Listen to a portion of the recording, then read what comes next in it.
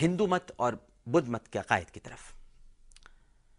عالم آخرت کی جواب دہی اور اس میں ناظرین جزا اور سزا کا کوئی جامع تصور ہمیں ہندو مت میں ملتا ہے اور نہ ہی بدھ مت میں۔ بہت کوشش کے باوجود کوئی مکمل جامع تصور موجود نہیں ہے۔ ان دونوں مذاہب میں قیامت کے تصور کے بجائے عقیدہ نروان یا نروان اور تناسخ کا نظریہ ملتا ہے۔ نروان سے مراد یہ ہے کہ انسان بالآخر ایک عظیم روح برہمہ میں فنا ہو جاتا ہے، لیکن اس مقام پر پہنچنے کے طریقے دونوں مذاہب میں مختلف ہیں۔ بدھ مت کے بانی مہاتما بدھ نے اپنی زندگی کے آخری لمحات میں اپنے شاگرد آنندا کو آخری وصیت کرتے ہوئے اپنے جسم کی طرف اشارہ کر کے کہا تھا، اے آنندا یا اے نندا، ایک وقت یہ بھی تحلیل ہو کر لازماً فنا سے ہمکنار ہو جائے گا۔ ان قریب تم دنیاوی لذتوں، جہالت اور بیہودہ توہمات کی تاریکی سے نجات پا جاؤ گے۔ ہندو مت اور بدھ مت کی تعلیمات سے یہ بات واضح ہو جاتی ہے ناظرین کہ ان دونوں مذاہب میں قیامت کے حوالے سے ویسا کوئی واضح تصور نہیں ملتا جو قدیم مصری عقائد، قدیم یونانی روایات اور آتش پرستوں کی تعلیمات میں موجود ہے۔ ہندو مت میں تمام مصیبتوں اور عذاب کو گناہوں کا کفارہ بنا کر اور بدھ مت میں نفسانی خواہشات کو ترک کر کے آدمی اپنی ہستی کو روح اعظم یعنی برہمہ میں فنا کر دیتا ہے اور اس طرح نروان حاصل کر کے بذات خود برہمہ میں حلول کر جاتا ہے۔ بنی اسرائیل کا جو عقیدہ ہے، عہد نامہ عتیق میں ہمیں تصور آخرت کا ثبوت ملتا ہے، لیکن بنی اسرائیل میں ایسے گروہ موجود تھے جو روز آخرت پر یقین نہیں رکھتے تھے۔ حضرت عیسیٰ علیہ السلام کے زمانے میں بنی اسرائیل میں سدوتی ایک ایسا فرقہ تھا جو یہ عقیدہ رکھتا تھا کہ قیامت کا کوئی وجود نہیں، جبکہ فریسی نامی فرقہ قیامت کا قائل تھا۔ اس کو سدوتی بھی کہتے ہیں اور فریسی بھی کہتے ہیں۔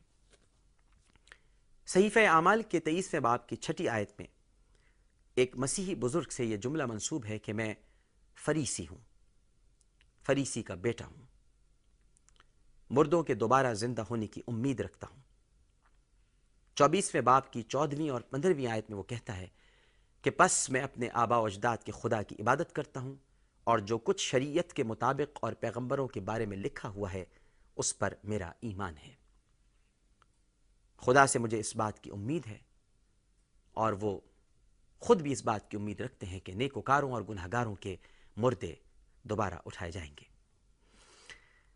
اس سے اندازہ ہوتا ہے کہ بنی اسرائیل کے ایک گروہ کا یوم آخرت پر یقین تھا، مگر اس حقیقت کا پتہ نہیں چلتا کہ بنی اسرائیل کے اس عقیدے نے کب رواج پایا۔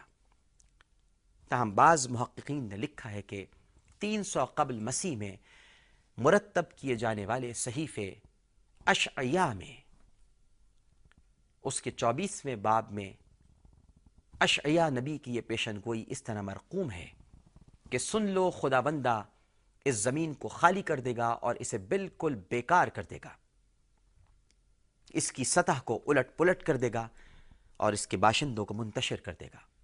وہ دن ایسا ہوگا کہ خوفناک آواز سن کر بھاگنے والا گڑھے میں گرے گا اور جو اس گڑھے سے نکلنے کی کوشش کرے گا اس کی ٹانگیں لڑکھڑا جائیں گی، زمین کی بنیادیں ہل جائیں گی اور یہ پھٹ کر پارا پارا ہو جائے گی۔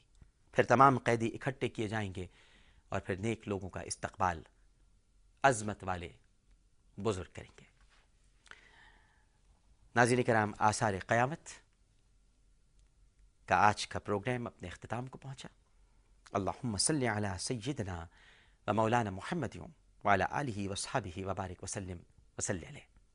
عامر لیاقت حسین کو اجازت دیجیے، ابھی مذاہب کے عقائد سے متعلق گفتگو جاری ہے اور کل ہم مسیحیت پر گفتگو کریں گے کہ مسیحیت کا کیا عقیدہ ہے، مسیحی بھائی کیا سوچتے ہیں اور وہاں پر کیا لکھا ہوا ہمیں ملتا ہے۔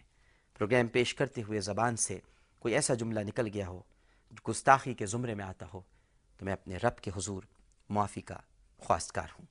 اللہ نے چاہا تو کل پھر آپ سے ملاقات ہوگی۔ اپنا خیال رکھیے گا. اللہ حافظ.